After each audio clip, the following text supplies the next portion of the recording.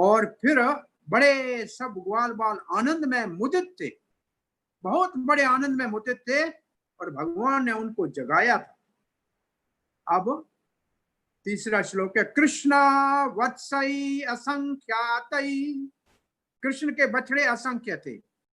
युथि कृत्या स्ववत्सकान, हर एक ने अपने अपने बछड़ों का युथ बना लिया, ग्रुप बना लिया बछड़ों का अपना।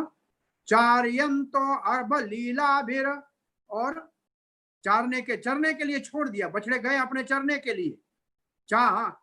चार्यंतो अर्भ लीला भी, बछड़ों को चरने के लिए छोड़ दिया,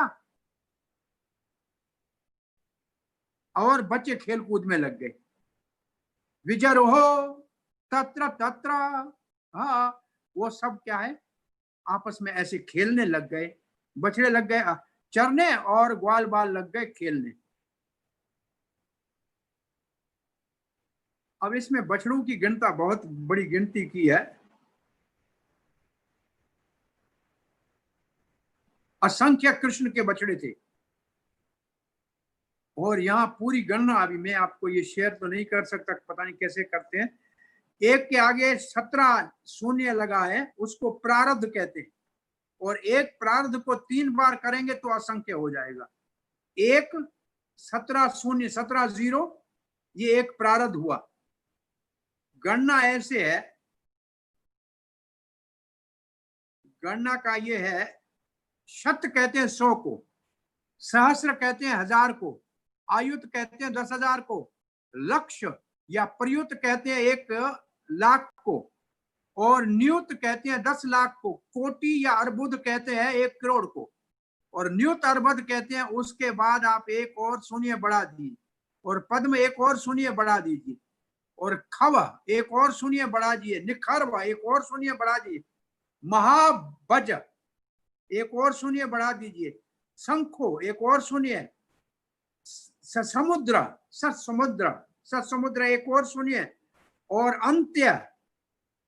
अंत्य में एक और शून्य, और मध्य में एक और शून्य, और प्रारंभ में 17 शून्य, तो मध्य में 16, अंत्य में 15, समुद्र में। तो ये है गणना, इतने बछड़े थे। ये देखो आचार्य ने कितना बैठ के छोटे से छोटा के एक शब्द की परिभाषा क्या है लिखा है, इतने बछड़े थे ये सब इतने, और उनको छोड़ दिया खाने के लिए, और बच्चा खेलने लगे। पहले क्या किया खेलने में, तो पहले कहते हैं फल्ला प्रबालः स्तवकः सुमन्नः पिच्छ धातुभिः काच गुंजा मणि स्वर्णः भूषिता अपि भूषयान।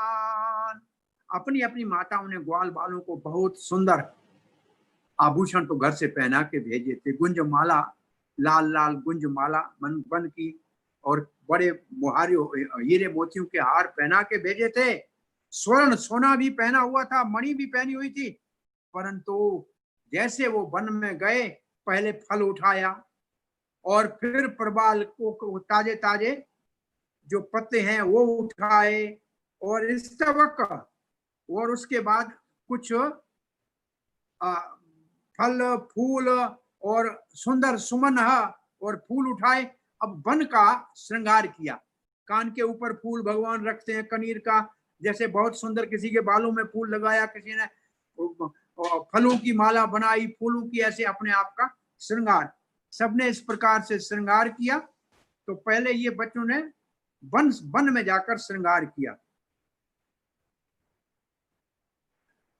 जीव गोस्वामी कहते हैं बच्चों के खेलने का वर्णन है, किस प्रकार से ये खेल रहे हैं। और अब क्या खेलते हैं,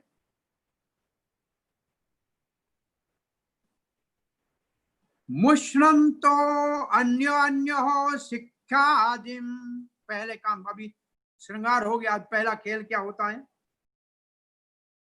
कोई किसी की